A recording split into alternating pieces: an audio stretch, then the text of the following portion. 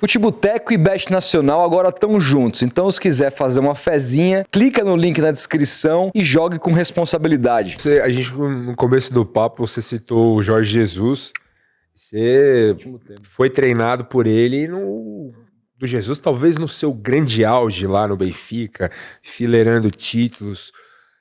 Eu vi, inclusive, você dando uma declaração num site falando que ele tinha um jeito peculiar de trabalhar, né? Ele era um cara que cobrava muito. A gente recebeu aqui recente o Igor Siqueira, que falou também mais ou menos sobre isso, que jogou lá no Benfica. O que o Jesus tinha de diferente? Por que ele teve tanto sucesso aqui no Brasil? Muitos falam que o Flamengo dele de 19 se equipara ao Cruzeiro de 2003. Queria que você contasse pra gente um pouco de quem é o Jesus. Ele sabe muito de futebol, né? Sabe muito. O Guilherme Siqueira. Guilherme Siqueira. O Guilherme lateral esquerdo. Confundi, Igor. Gente boníssima.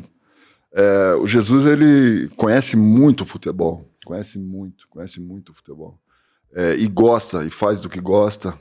Os treinamentos dele é muita repetição. Cada jogador tem que estar no lugar certo, na onde ele quer. Se tiver um passo fora do lugar, ele volta o treino, tem que estar ali. Um treinador exigente, treinador de palestra de 40 minutos, avaliando os adversários.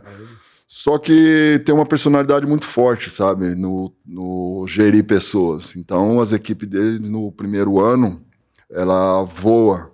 Mas no segundo, ela já tem uma queda. Porque pelo jeito dele cobrar, às vezes, ser muito bruto, né? Então, nem todo jogador consegue assimilar. E ele também sabia com quem. E desgasta, né? Desgasta. Porque se for, a gente Imagina, for olhar... tomando bronca do cara. Você pensar, o Al Hilal, por exemplo, bateu o recorde de vitórias seguidas do futebol mundial. Chegou um momento que não ganhava mais. Aí agora ele foi pro Al Nassr. Vai ser campeão, só não foi porque o Bento falhou agora no final de semana. Mas o primeiro ano dele o Flamengo, o primeiro ano chegou, irmão... Ele tem essa coisa, né, de chegar já... O dele chega e voa. Aí depois o segundo desgaste... Eu fiquei 6 anos, ele ficou 6 anos como meu treinador. O segundo dá uma queda e o outro depois volta de novo. Aí ele se enquadra também, né? E aí ele já começa a... Ele dava muito ouvido, eu como capitão dava muito ouvido para mim também. Então aí... Quando via que ele já estava sendo muito duro com alguns, né, que ao chegar ao ponto que baixasse a performance, aí ele ouvia o mister,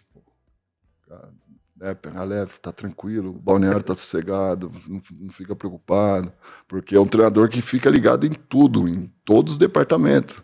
Então ele fica desconfiado se alguém tá fazendo alguma coisa dentro do vestiário ali para levar o time para... Então, isso aí desgasta um pouco, mas ele sabe ouvir também. Mas eu tenho uma história com ele, tanto eu como o Jonas. Quando ele chegou no Benfica, ele me chamou na sala. Na sala dele. O Jonas que foi artilheiraço lá. Ele me chamou, aí ele falou assim, olha, Luizão, se eu fosse um treinador de alguma equipe e oferecesse você, eu não contrataria. Caramba, cara. Eu falei, sério, mas por quê? Ele falou, não... Porque eu não gostava muito de como você jogava. Agora você vai aprender a jogar. Cara, imagina ele falando isso, daquele jeitão, né? Bom, e tipo, a primeira reação é tipo assim, cara, esse cara é louco. Aí depois eu peguei e falei, não, se ele tá falando isso com propriedade, eu vou fazer tudo que ele mandar. Aí ele levou no quadro, olha, a gente joga assim, eu quero que a defesa jogue assim, não jogue em função do atacante, joga todos em linha, na mesma linha, quando sair 3 fecha aqui atrás, explicando. Cara, aí fui para casa, vou fazer tudo certinho que esse cara faz. Aí comecei, até no papel, às vezes em casa, replicando o que ele falava e tal. Aí começou a treinar. Primeiro jogo, eu lembro que saí do jogo, a camisa nem suada tava. Eu falei, esse treinador... Você correu certo. Entendeu? E, então, ele é a mesma coisa do Vanderlei. Os times dele pode apagar a luz que todo mundo vai se encontrar. Todo mundo vai se encontrar. Você evoluiu como zagueiro com ele? Muito. Questão de posicionamento? Posicionamento, porque antes, assim... Antes ainda era aquela coisa de um fica na sobra, Sim, o outro e com ele não, ele queria os dois na mesma, os quatro, né? Quer dizer, os quatro na mesma linha, A bola, se o atacante, ou ataque, o outro time no caso, se a bola tá de frente e vai ameaçar que vai lançar, a gente dá os passos para trás, mas tem que ser junto. Se o cara tiver de costas, nós quatro sobe. E aí já sobe volante. Porque daí você diminui o campo. Diminui os caras. A linha dele no Flamengo era Rodrigo Caio e Pablo Mari. Cara, os caras eram os armadores. Rafinha e Felipe Luiz. Os caras jogavam alinhadinho e sufocando o adversário. Aí ele tinha uma palavra, né? Bola coberta, descoberta, que era isso. Se a bola tivesse coberta, sem perigo de lançar pra gente, os quatro tinham que ir logo sobe. Por isso que pegando esse gancho aqui para falar da polêmica da entrevista do Roger quando ele chegou no São Paulo, que bom tema, que despertou o gatilho de pressão. Cara, é a mesma coisa. Todo mundo criticou o Roger, mas é uma coisa tão simples. É o que o Jorge Jesus fazia, só que o Jorge Jesus falava, se a bola estiver coberta, o que incomodou a galera foi a termologia que o Roger usou, que o jogador não entende isso, não sabe do que acho que é uma puta injustiça, sabe? Porque ele falou de futebol, lógico, exagerou um pouco nas palavras, que ser mais difícil, mas o jogador sabe o que é, e a gente também, a gente não é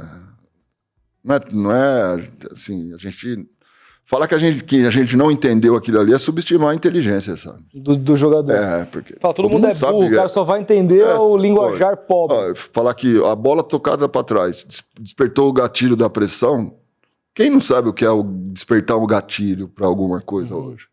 Claro. Então eu acho que foi um pouco de justiça. E o Jesus era assim.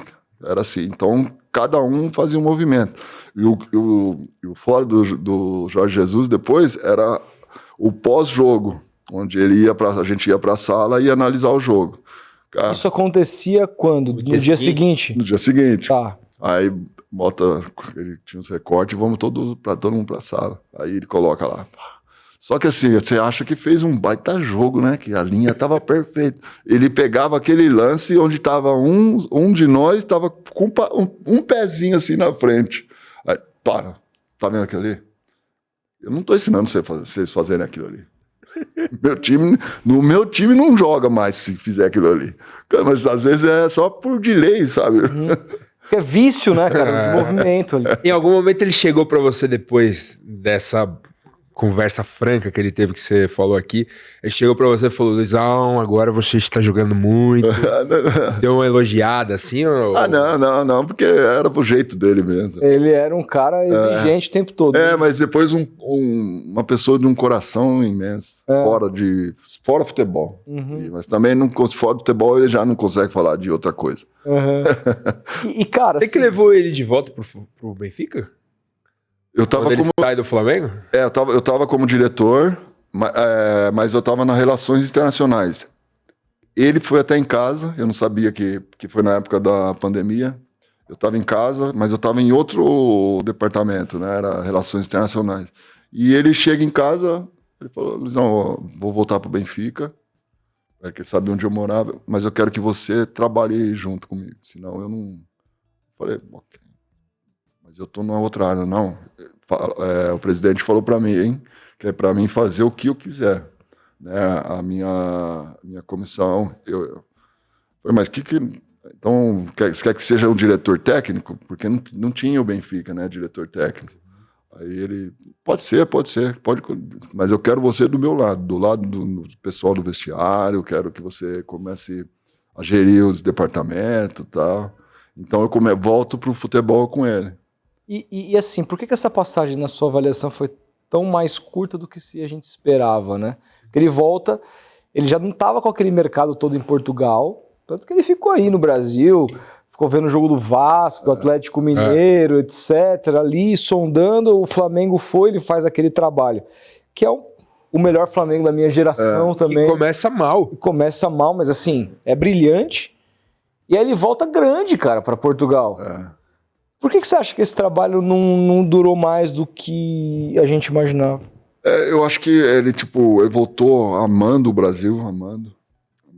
E ele voltou sem desapegar do Flamengo, sabe? Então, os resultados dele não eram os mesmos, sabe? Tudo era na maneira comparativa mas lá, inclusive até questionando os departamentos, sabe? O médico, por exemplo, não é essa vitamina, porque lá no Flamengo a gente dava essa vitamina. Então, é difícil, então o clube percebe também depois, né? Caramba, ele é esse cara de dar palpite em tudo? Sim, ele gosta de... Caraca, velho. Isso é bom, isso funciona pro bem e pro mal, né? Pro bem e pro mal. Tira a confiança de muito departamento, por exemplo, o médico mesmo, para tomar uma decisão com ele é mais difícil, porque o médico tá falando que o jogador não tá em condição de jogar, porque aí ele grita, não... Ele não pode fazer o que eles querem, tem que botar ele sabe? Caraca! Aí o médico fica meio sem saber, sem tomar decisão, sabe? Então aí... E várias vezes eu na minha sala ouvia ele gritando, era engraçado pra caramba, porque o pessoal saia de dentro da sala dele tremendo. E aí eu acho que foi por isso. Daí vem, o resultado não vem, né? Daí teve que sair.